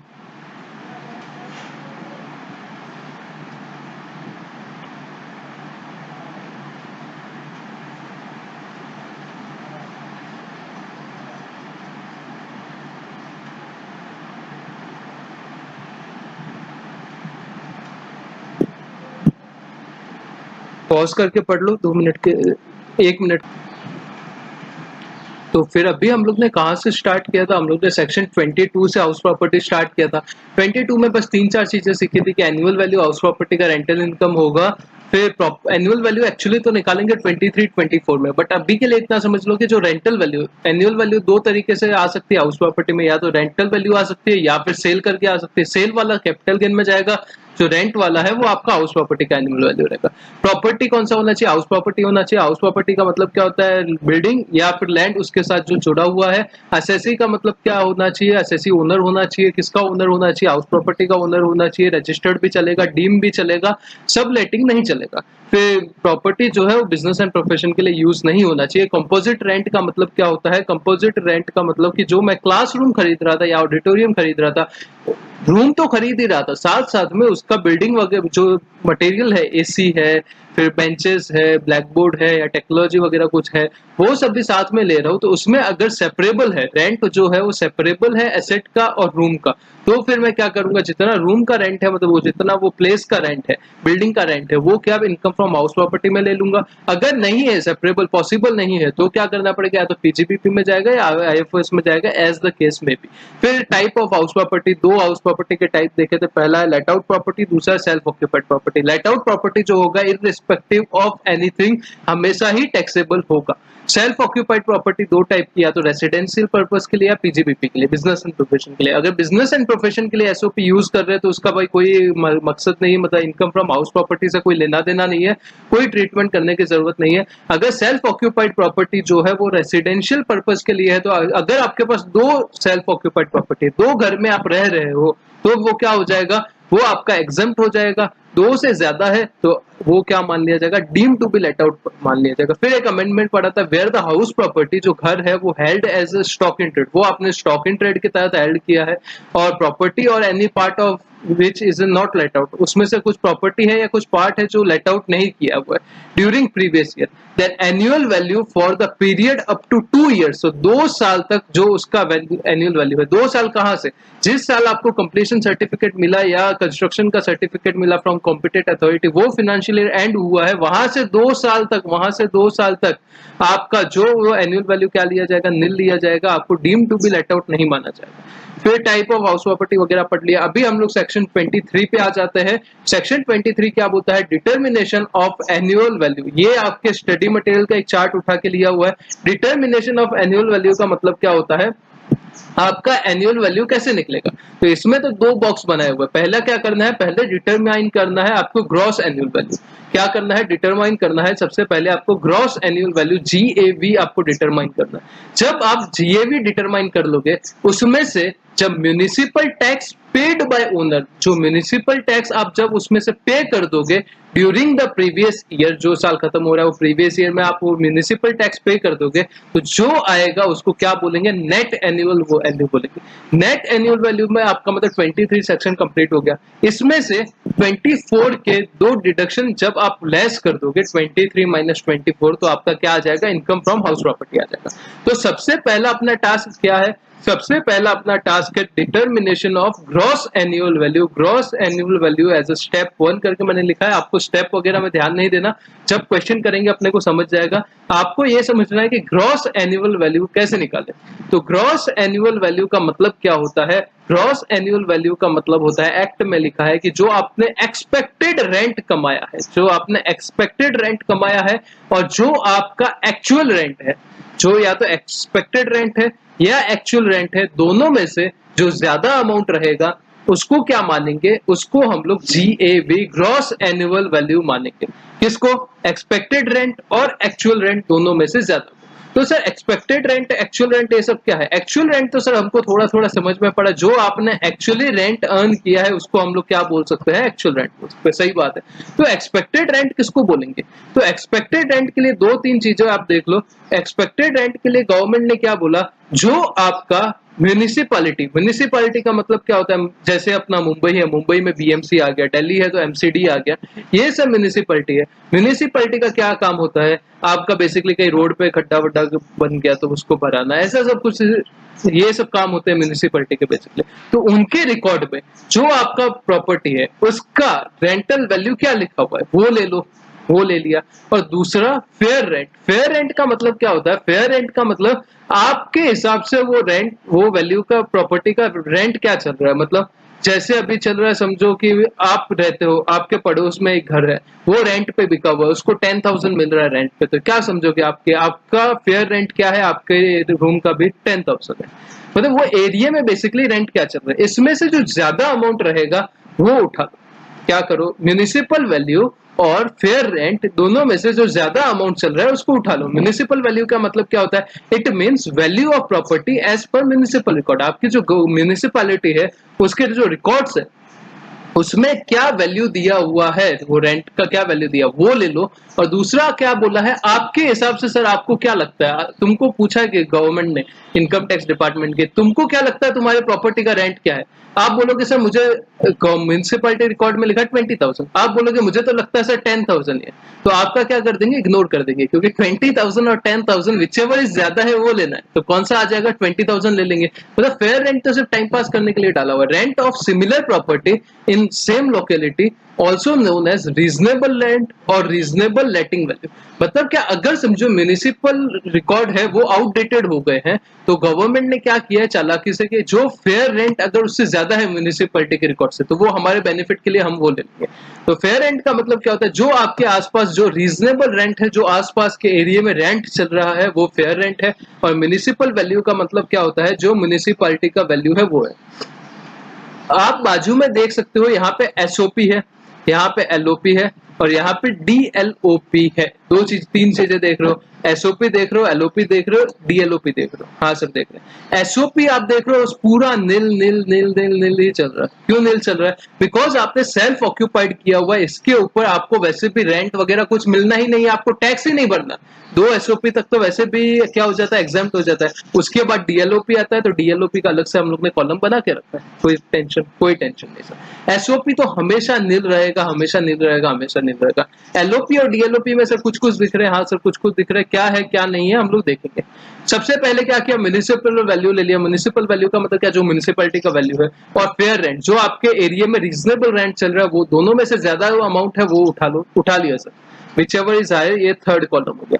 फिर क्या करना है, स्टैंडर्ड रेंट ले लो, स्टैंडर्ड रेंट, और विचएवर इज लोअर है वो ले लो। ये सर समझा नहीं, स्टैंडर्ड रेंट का क्या मतलब होता है वो तो समझो। स्टैंडर्ड रेंट का मतलब क्या होता है, means rent as per rent control act, it's maximum amount of rent that can be legally recovered by owner from tenant. क्या मतलब है सर इसका? आपको पता है पहले के जमाने में कैसा होता था, पहले के जमाने में, अभी कैसा होता है, अभी के हम लोग तो रेंट पे देते हैं, तो कैसा करते हैं, एग्रीमेंट करते हैं 11 मंथ का। 11 मंथ जैसे ही होता है तो आपको रेंट इंक्रीज करते हो या फिर से एग्रीमेंट करते हो या निकाल देते हो, क्योंकि आपको पता है 3-4 साल वो रह गया, 3-4 साल 5 साल, तो फिर आप कानून के तहत भी उसको निकाल नहीं सकते। कोर्ट जाके भी आपको वो आप उसको रेंट से निकाल नहीं सकते, ये आपको पता है? हाँ सर बिल्कुल पता है। तो आपको क्या करना है, आप एग्रीमेंट करा लोगे, हाँ सर एग्रीमेंट करा लेंगे, 11 मंथ होते ही निकाल देंगे। पहले कैसे होता था, पहले की आप वो एक अभी बीच में वो आयुष्मान खुराना की मूवी आई थी, पता है? मुझे अभी नाम नहीं याद आ रहा, वो अमेजोन प्राइम पे रिलीज हुई थी, अभी लॉकडाउन में हुई थी। उसमें बेसिकली कैसा था कि वो घर पे ही सब लोग रहते थे, मतलब एक हवेली थी, उसमें सब रेंट वाले रह रहे, कोई 20 रुपया दे रहा है रेंट, कोई सालों सालों से दे ही नहीं रहा है, कोई 550 रुपया दे रहा है, कोई 100 रुपया दे रहा है। ऐसे केस में जो अमिताभ बच्चन वो ओनर था घर का, वो ना तो वो आयुष्मान खुराना वगैरह को निकाल सकता है, ना उनसे रेंट ले सकता है। कोर्ट जाएगा तो कोर्ट भी यही बोलेगा कि भाई ये आप नहीं ले सकते। तो रेंट कंट्रोल एक्ट करके एक रेंट है, एक्ट है, कानून है, जिसमें क्या लिखा हुआ है कि ये प्रॉपर्टी का आप इससे ज्यादा रेंट ले नहीं सकते, मतलब इससे ज्यादा रेंट नहीं ले सकते, ठीक है? तो वही आयुष्मान खुराना और अमिताभ बच्चन का केस यहाँ पे एज्यूम करो। वो बहुत बड़ी हवेली है, उसमें आयुष्मान खुराना रहता है, उसका म्यूनिसिपल वैल्यू समझो कितना है पता है? 1 लाख रुपए। एज्यूम करते हैं, कुछ भी अपन एज्यूम करते हैं, फेयर रेंट कितना है? 75,000 है। तो 1 लाख और 75,000 विच एवर इज हायर, कितना आ जाएगा? 1 लाख आ जाएगा। अभी जो स्टैंडर्ड रेंट है रेंट कंट्रोल एक्ट वगैरह में, मतलब जो एक्चुअल आयुष्मान खुराना से लेना बनता है, वो कानून में क्या लिखा है? 2,000 रुपए। कितना? 2,000 रुपीज। तो यहाँ पे साला मेरे को मिल तो रहा है 2,000 रुपया, और 2,000 से ज्यादा मैं ले भी नहीं सकता। कहां से ले नहीं सकता? अपना कानून के अंदर भी नहीं ले सकता। और रेंट कंट्रोल एक्ट में लिखा हुआ है कि भाई तुम 2,000 से ज्यादा ले नहीं सकते। तो यहाँ पे मेरा 2,000 है और तुम साला टैक्स मेरे से ले रहे हो 75,000 पे। ये क्या बात हुई?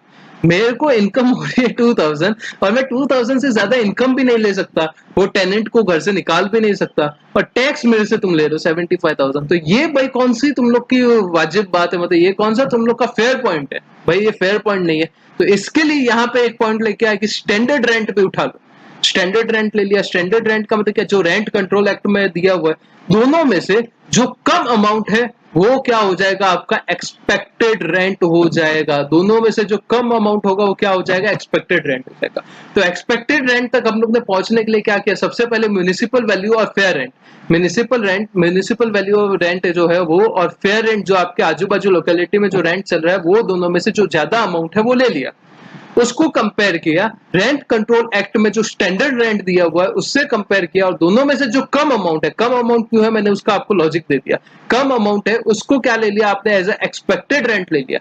एक्सपेक्टेड रेंट कैसे आया पता चला? पहले दोनों का हायर फिर दोनों का लोअर, ठीक है? और वो एक्सपेक्टेड रेंट को आपको कंपेयर करना है किससे? एक्चुअल रेंट से। वो एक्सपेक्टेड रेंट को आपको कंपेयर करना है एक्चुअल रेंट से, और दोनों में से जो ज्यादा अमाउंट रहेगा, एक्चुअल रेंट और एक्सपेक्टेड रेंट, दोनों में से जो ज्यादा अमाउंट रहेगा वो क्या हो जाएगा? आपका GAV, ग्रॉस एनुअल वैल्यू हो जाएगा, ठीक है? तो सर एक्चुअल रेंट का मतलब क्या होगा? एक्चुअल रेंट का मतलब होगा जो आपको रेंट मिला, रिसीव हो गया, आपके जेब में आ गया, कैश आ गया आपके जेब में, प्लस जो आपको मिलने वाला है, मतलब समझो कि 2 महीने का उसका पेमेंट बाकी है, पर वो 2 महीने का पेमेंट देगा, ऑब्वियस सी बात है। तो rent receive plus rent receivable minus पिछले कुछ साल का अनरियलाइज रेंट रह गया था, वो कोई रेंट दिया ही नहीं और छोड़ के चला गया था, तो जो अनरियलाइज रेंट है वो क्या हो जाएगा? लेस हो जाएगा। Rent receive plus rent receivable minus unrealised rent, तो ये क्या हो जाएगा? आपका एक्चुअल रेंट हो जाएगा, ठीक है? और एक्चुअल रेंट आप यहाँ पे फोकस करोगे, यहाँ पे मैं जो हाईलाइट कर रहा हूँ देखो, यहाँ पे 000 मैं कुछ लिख रहा हूँ, यहाँ पे देखो, यहाँ पे DLOP जो है, deem to be let out property, वहां पे एक्चुअल रेंट कभी होगा ही नहीं। क्यों नहीं होगा? वो एक्चुअली तो भाई SOP है, वो एक्चुअली तो सेल्फ ऑक्यूपाइड प्रॉपर्टी है, वो तो 2 से ज्यादा सेल्फ ऑक्यूपाइड है, इसके लिए हम लोग ने उसको क्या मान लिया है? Deem to be let out मान लिया है। बट एक्चुअली वो भाई थोड़ी डीम टू लेट आउट है। तुम ये क्या पाप करने जा रहे हो? गवर्नमेंट को बोला तो ये पाप नहीं चलेगा, ये क्या हो जाएगा? लेस हो जाएगा। एक्चुअल रेंट और expected rent which ever is higher, तो आपका क्या आ जाएगा? ग्रॉस एनुअल वैल्यू आ जाएगा। अभी तक समझा? सर समझा? वापिस एक बार बताओ, रिवाइज करो। हाँ सर रिवाइज करो। तो सबसे पहले क्या देखा? Determination of gross. अपने को क्या निकालना है? इनकम फ्रॉम हाउस प्रॉपर्टी निकालना। तो इनकम फ्रॉम हाउस प्रॉपर्टी निकालने के लिए सबसे पहले अपने को GAV निकालना पड़ेगा। GAV में से जब आप म्यूनिसिपल टैक्सेस माइनस कर दोगे तो वो आपका बन जाएगा NAV, net annual value. GAV का मतलब क्या होता है? ग्रॉस एनुअल वैल्यू, और एनएवी का मतलब क्या होता है? Net annual value. उसमें से आपको दो 24 के डिडक्शन लेस करने हैं। क्या है, कैसे है, नीचे देखेंगे। तो आपका क्या आ जाएगा? इनकम फ्रॉम हाउस प्रॉपर्टी आ जाएगा। अभी तक हम लोग जीएवी तक पहुंचना सीखे हैं। जीएवी तक पहुंचने के लिए सबसे पहले म्यूनिसिपल वैल्यू ले लो और फेयर रेंट। म्यूनिसिपल वैल्यू का मतलब क्या होता है? जो आपके म्यूनिसिपैलिटी के रिकॉर्ड में वो वैल्यू है वो ले लो, और दूसरा क्या? Fair rent. आपके आसपास रीजनेबल रेंट क्या चल रहा है वो ले लो। दोनों में से ज्यादा अमाउंट है वो उठा लिया, सर उठा लिया। उसको कंपेयर कर लो किससे? Standard rent. किससे? स्टैंडर्ड रेंट से। स्टैंडर्ड रेंट का मतलब वो आयुष्मान खुराना वाला एग्जांपल याद करो, रेंट कंट्रोल एक्ट पे। दोनों में से जो कम अमाउंट है वो ले लिया, क्या हो जाएगा? Expected rent. एक्सपेक्टेड रेंट और एक्चुअल रेंट दोनों में से जो ज्यादा अमाउंट है वो क्या हो जाएगा? ग्रॉस एनुअल वैल्यू हो जाएगा। ठीक है, इतना एक बार रीड कर दो।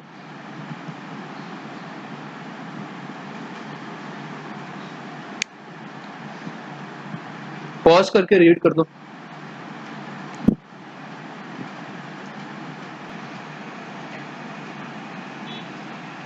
तो होप सो आपने पढ़ लिया रहेगा। पॉज करके पढ़ लो, फिर आगे बढ़ते हैं अपना ये हाउस प्रॉपर्टी का जो हम लोग ने अभी कंसेप्ट किया उसके रिलेटेड एक क्वेश्चन दिया हुआ है मॉड्यूल में।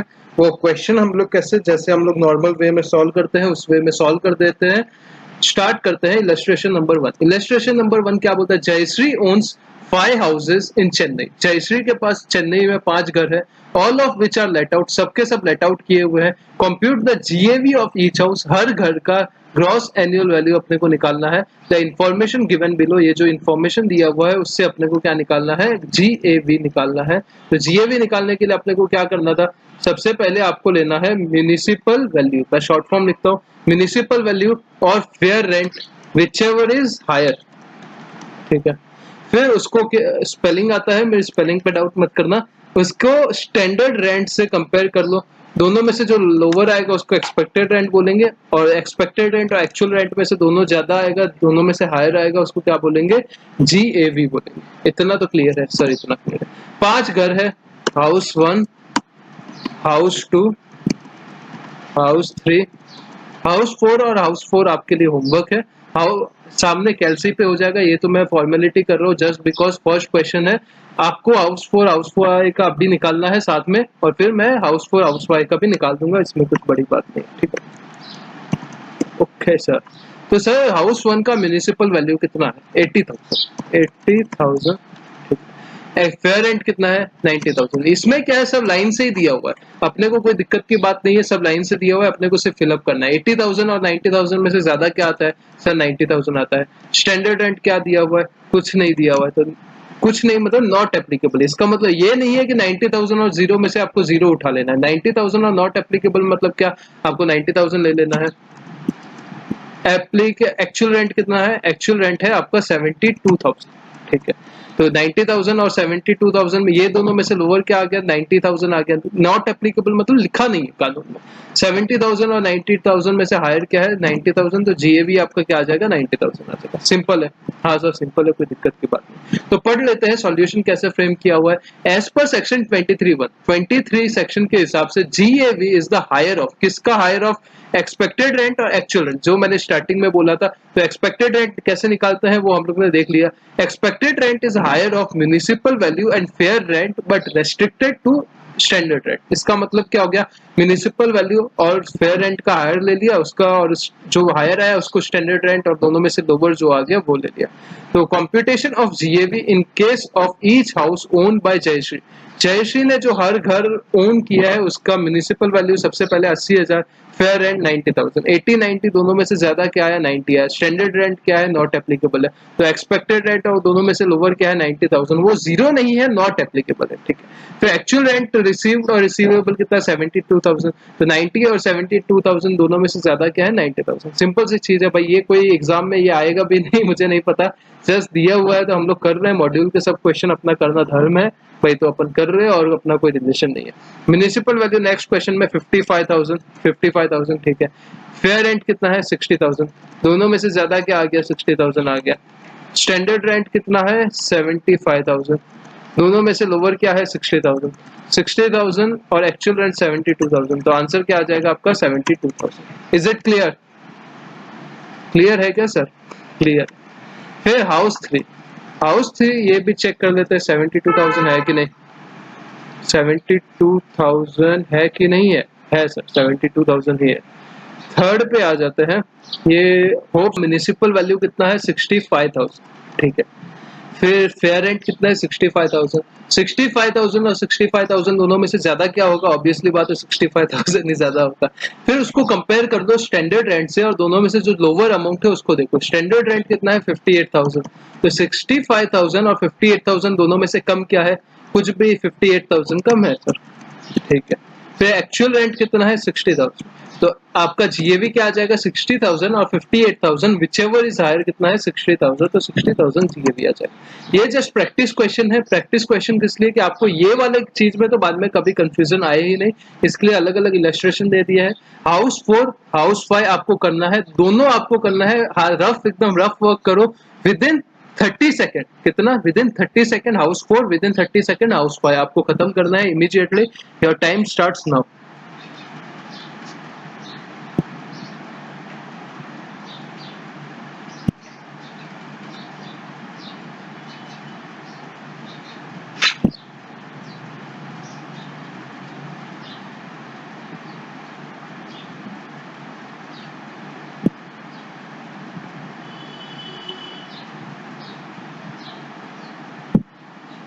एक हो जाना चाहिए, 30 सेकेंड कंप्लीटेड।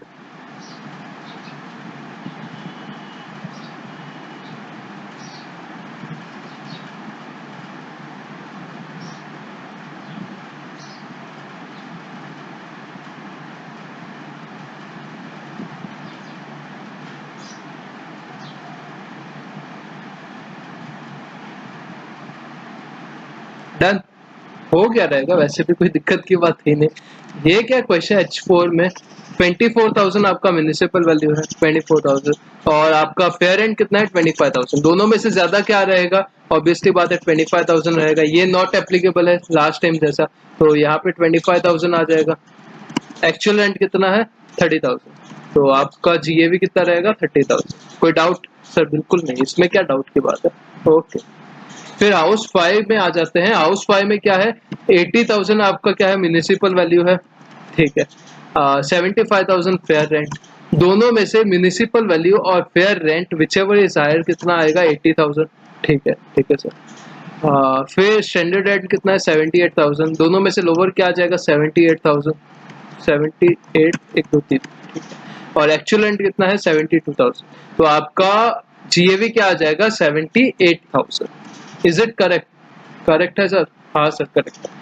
तो मैच कर लेते हैं आंसर, लास्ट का 78 है, उससे पहले 30 है, तो ये अपना हो गया question number 1, illustration number 1 done. और इसके साथ अपना बेसिक हाउस प्रॉपर्टी का हम लोग जीएवी तक निकालना सीख गए, ग्रॉस एनुअल वैल्यू तक निकालना सीख गए। इसके आगे हम लोग स्टेप 2 में सीखते हैं। जीएवी तक कोई किसी को डाउट नहीं होना चाहिए, डाउट है बिंदास मोबाइल उठाओ, व्हाट्सएप करो, आपको मेरा नंबर पता है, क्लास वालों को रिप्लाई दिया जाएगा इंस्टेंटली, बाकी सबको भी दिया जाएगा, कोई दिक्कत की बात नहीं है। बट थोड़ा ऊपर नीचे हो सकता है बिकॉज मैं ही पूरा इतना सब हैंडल कर रहा हूँ, I am editor, I am video maker, I am uploader, everything is doing by myself only, so थोड़ा बहुत लेट हो सकता है। बट आपको जिसने क्लास ऑप्ट किया है, ऑब्वियसली बात है मेरा रिस्पॉन्सिबिलिटी है, विद इन 24 आवर आपको रिप्लाई मिल जाएगा, कोई टेंशन की बात नहीं, ठीक है। तो फिर स्टेप 2 में आ जाते हैं। अभी हम लोग ने जीएवी निकाल दिया, तो यहाँ से जीएवी से स्टार्ट करना है। जीएवी से जब म्युनिसिपल टैक्स लेस करेंगे, क्या करेंगे, जीएवी में से जब म्युनिसिपल टैक्स जो पे कर दिया, म्युनिसिपल टैक्स नहीं होना चाहिए एक्रूवल बेसिस पे, नहीं कि म्युनिसिपल टैक्स एक्रू हो गया तो आपको डिडक्शन नहीं मिलेगा।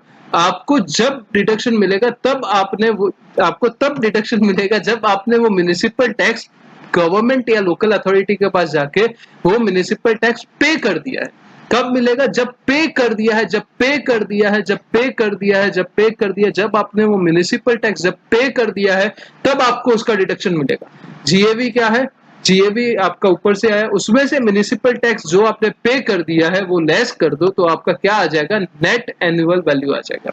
तो म्युनिसिपल टैक्स के बारे में कुछ बाजू में नोट लिखा हुआ है वो पढ़ लेते हैं।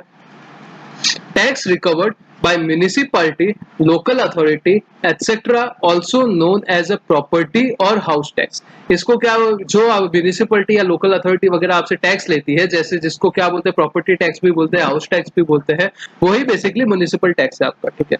ठीक है sir.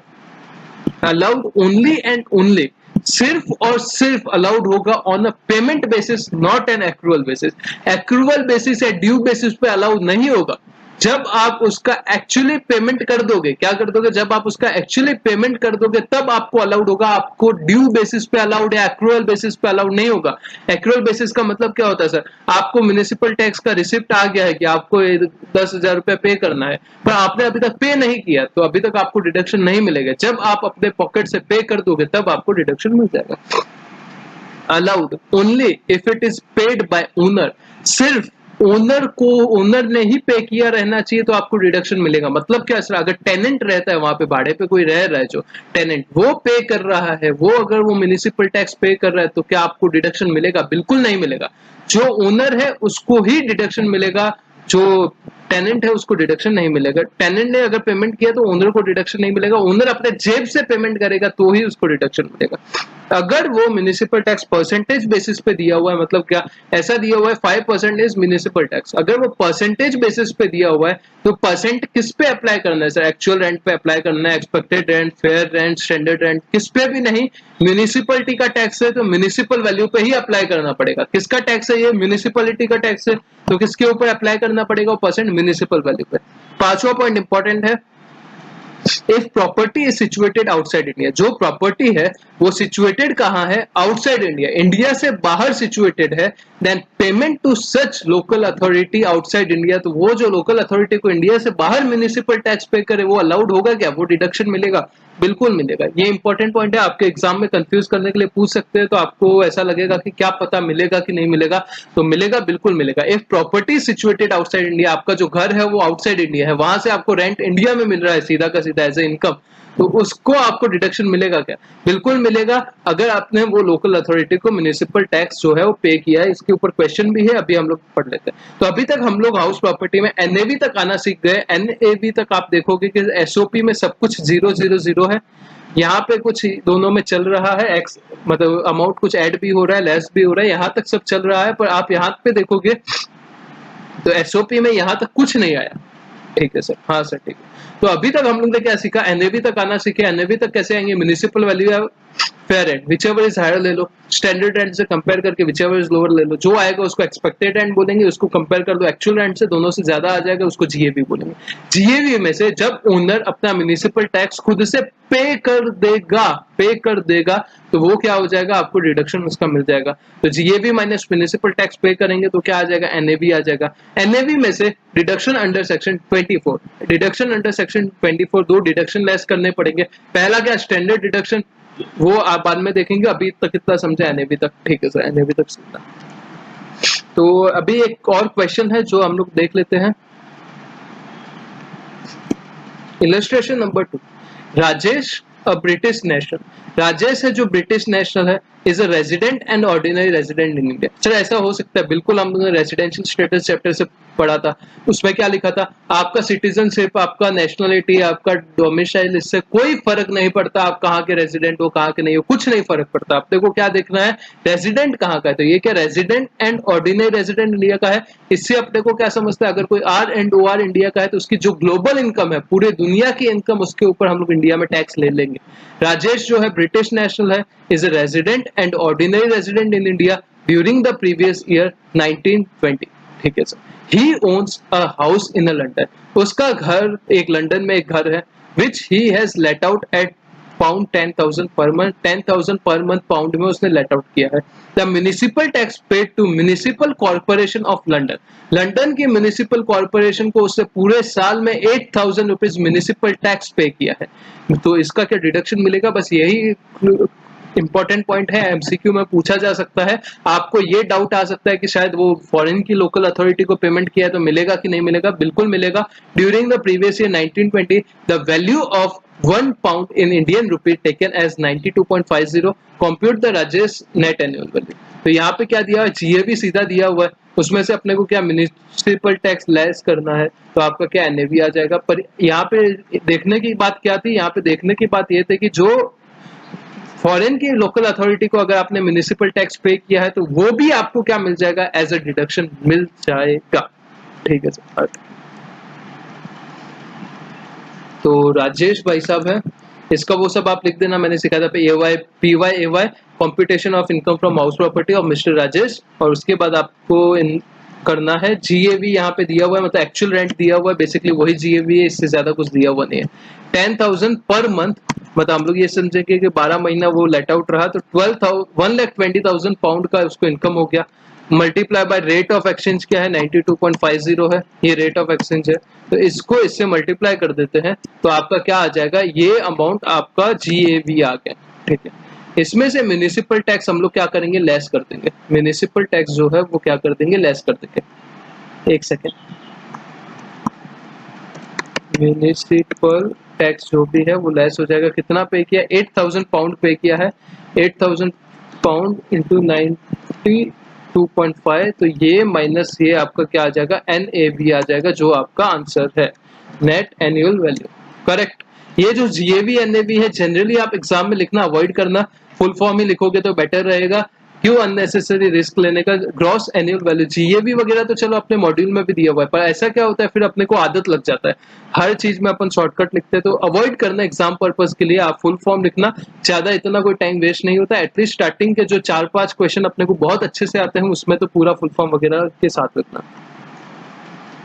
For the previous year 1920, Mr. Rajesh, a British national, is resident and ordinary resident in India. Therefore, income received by him by way of rent from house property located in London is to be included in the total income in India. मतलब उसकी global income पे basically tax लगेगा। Municipal taxes paid in London is also to be allowed as a deduction from gross annual value. ठीक है, तो ये जो अपना 103,60,000 है, ये आपका क्या आ जाएगा, NAV आ जाएगा, आ गया NAV।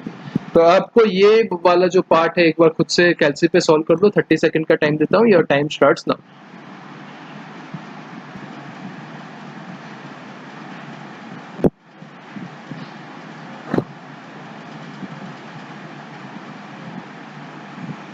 तो हमारा जो सेक्शन 23 है वो 22 कंप्लीट हो गया है, 23 कंप्लीट हो गया। 22 क्या बोलता था, अपना चार्जिंग सेक्शन बोलता था। हम लोग 4 पार्ट में डिवाइड किया, तो वो अगर पता है तो अपने को 23 और 22 आता है, डोंट वरी। 23 अपना क्या एनुअल वैल्यू निकालने को बोलता है। एनुअल वैल्यू मतलब क्या, नेट एनुअल वैल्यू की बात करता है। नेट एनुअल वैल्यू कैसे निकाला, म्युनिसिपल वैल्यू। म्युनिसिपल वैल्यू का मतलब क्या, ये मैं जानबूझ के बोलता रहूंगा जब तक आपके दिमाग में ड्रिल ना हो जाए, चीजें याद ना हो जाए, तब तक ये बोलता रहूंगा। म्युनिसिपल वैल्यू का मतलब क्या हो जाता है, म्युनिसिपल वैल्यू का मतलब वो प्रॉपर्टी का म्युनिसिपल रिकॉर्ड में जो अमाउंट है वो वाला रेंट। दूसरा फेयर रेंट, जो आपके रीजनेबल आजू बाजू चल रहा है वो ले लो, दोनों में से ज्यादा अमाउंट है वो ले लो। उसमें से कंपेयर करो स्टैंडर्ड रेंट से। उसको किससे कंपेयर करो, स्टैंडर्ड रेंट। स्टैंडर्ड रेंट मतलब क्या, जो रेंट कंट्रोल एक्ट में जो वैल्यू दिया है वो, दोनों में से कम अमाउंट उठा लो, उसको कंपेयर कर लो एक्चुअल रेंट से। एक्चुअल रेंट का मतलब क्या, जो आपको रेंट रिसीव हो गया प्लस रेंट जो आपको रिसीव होने वाला है, माइनस अनरियलाइज रेंट जो आपको रिसीव नहीं हुआ। ठीक है, तो वो आपका क्या आ जाएगा, आपका GAV आ जाएगा, ग्रॉस एनुअल वैल्यू आ जाएगा। उसमें से म्युनिसिपल टैक्स जो है वो आपको पे कर दिए हैं, वो जो ओनर ने सिर्फ पे किए। किसने पे किया, ओनर ने पे किए हैं, और जो पे कर दिए हैं वो वाले म्युनिसिपल टैक्स लेस हो जाएंगे। अगर फॉरेन में कोई प्रॉपर्टी है, आप R&OR हो, आपको जो क्वेश्चन किया अभी, जिससे अगर आपने म्युनिसिपल टैक्स फॉरेन की लोकल अथॉरिटी को पे किया तो वो भी अलाउड हो जाएगा, कोई दिक्कत की बात नहीं है। फिर उसमें से अभी 23 खत्म हो गया, अभी 24 सेक्शन आता है। उसमें से deduction under section 24, deduction under section 24 less हो जाएंगे। दो तरीके के डिडक्शन होंगे, पहला होगा 24A और 24B। 24A क्या बोलता है, यहाँ पे मैंने 1-2 लिखा हुआ है, बेसिकली 24A और 24B है, तो मैं ए बी लिख दूंगा, नोट्स अब आपको मिलेंगे। 24A क्या बोलता है, स्टैंडर्ड डिडक्शन या स्टैट्यूटरी डिडक्शन, मतलब या तो कानून के तहत जो डिडक्शन मिला है उसको एक और नाम से बोला जाता है जो ज्यादा फेमस है, as a standard deduction. Standard deduction का मतलब क्या होता है, जो आपका NAV आया, नेट एनुअल वैल्यू, उसको 30% निकालो और वो हमेशा लेस हो जाएगा। क्या मैंने बोला, NAV आपका 5 लाख रुपया है, तो 5 लाख का 30% निकालो, 5 लाख का 30% कितना हो जाएगा, 1,50,000 हो जाएगा। तो 5 लाख में से 1,50,000 आपको क्या करना है, लेस कर देना। 5 लाख में से 5 लाख में से 1,50,000, 6 लाख आया तो 1,80,000, 10 लाख आया तो 3 लाख रुपीज, ऐसे 20 लाख आया तो 6 लाख रुपीज, ऐसे जो भी आपका NAV आ रहा है, नेट एनुअल वैल्यू आ रहा है, उसमें से आपको 30% स्टैंडर्ड डिडक्शन करके रिड्यूस कर देना है। सर ऐसा क्यों करना है, ये क्या फालतूगिरी है? सर फालतूगिरी नहीं है। जैसे आपने पीजीबीपी हम लोग ने पढ़ा था, तो जो सेल्स करते थे वो क्या होती थी, आपकी इनकम होती थी, उसके सामने आपको बहुत सारे खर्चों का डिडक्शन मिलता था, याद है क्या? बिल्कुल याद है सर। जैसे प्रिंटिंग हो गया, रिपेयर एंड रिनोवेशन हो गया, डेप्रिसिएशन हो गया, बहुत सारे खर्चे होते हैं अपने बिजनेस के लिए, कन्वेंस हो गया, ट्रैवलिंग हो गया, परचेसेस हो गए, लेबर चार्जेस हो गए, ये सब खर्चों का डिडक्शन मिलता है। रेंट, जो आप घर यूज कर रहे हो, जो घर से रेंट कमा रहे हो, वो आपके इनकम है। तो घर के भी तो रिपेयर एंड मेंटेनेंस के कुछ खर्चे होते हैं सर, होते हैं क्या? बिल्कुल होता है। जैसे आपका रिपेयर एंड मेंटेनेंस हो गया, कुछ पाइप फिटिंग वगैरह, ये सब चलता ही रहता है भाई, घर है तो घर का ऑब्वियसली बात है होने वाला है। तो वो सब खर्चों का आपको अलग से डिडक्शन नहीं मिलेगा। गवर्नमेंट ने क्या बोला, जो आपका नेट एनुअल वैल्यू, जो रेंट का अमाउंट आया ना, उसका सीधा 30% आप ये मान लो कि 30% आपके ये सब खर्चे हो गए। कितना हो गए? 30%। और 30% आप सीधे ये मान लो कि ये सब खर्चे हैं, और आप ये 30% रिड्यूस कर दो standard deduction, as a standard deduction under section 24, और जो आपका NAV आया उसका 30% आप रिड्यूस कर दो, ठीक है। Section 24 deduction under house property, तो standard deduction is allowed at the 30% on behalf of expenses like repairs and maintenance etcetera. Basically repairs and maintenance ही मेन खर्चा तो होता है, घर संभालना है तो वो सबके बिहाफ पे गवर्नमेंट सीधा पूरे साल का 30% जो आपकी इनकम हुई वो आपको रिड्यूस करने दे देता है। दूसरा जो है वो है interest on loan. Interest on loan का मतलब क्या होता है, आपने घर खरीदने के लिए या घर कंस्ट्रक्ट करने के लिए बैंक से या किसी से भी लोन लिया है, वो लोन का जो इंटरेस्ट का रीपेमेंट करोगे, जो बैंक लोन के इंटरेस्ट का रीपेमेंट करोगे, वो क्या हो जाएगा, वो आपका यहाँ से रिड्यूस हो जाएगा। वो क्या हो जाएगा, वो यहाँ से रिड्यूस हो जाएगा। तो दो डिडक्शन है बस 24 में। पहला कौन सा? इंटरेस्ट वाला थोड़ा बड़ा है, आज के लिए ऊपर ऊपर से देख लेंगे। कल जो है हम लोग हाउस प्रॉपर्टी फिनिश करने का 2 लेक्चर कल आपको मिल जाएंगे, पार्ट 2 पार्ट 3 हाउस प्रॉपर्टी का, उसमें हाउस प्रॉपर्टी आपका खत्म हो जाएगा, ठीक है। स्टैंडर्ड डिडक्शन क्या है? 30% ऑफ NAV। और दूसरा क्या है? Interest on loan. Interest on loan का मतलब क्या होता है, आपने घर खरीदने के लिए या घर कंस्ट्रक्ट करने के लिए किसी से लोन लिया है और उसको वापस आप क्या दे रहे हो, इंटरेस्ट दे रहे हो, तो उसका भी आपको यहाँ पे डिडक्शन मिल जाएगा। अभी आप यहाँ पे जादू देखोगे, जादू नहीं देखना है, यहाँ पे SOP वाला कॉलम था, पूरा इधर से लेके यहाँ तक डैश आ रहा था, जीरो आ रहा था, नील आ रहा था, बस सीधा इंटरेस्ट ऑन लोन है, उसमें आपको इसका डिडक्शन मिल रहा है। ऐसा क्यों सर? जरा सोचो, 1 मिनट के लिए सोचो, फिर बताता हूँ।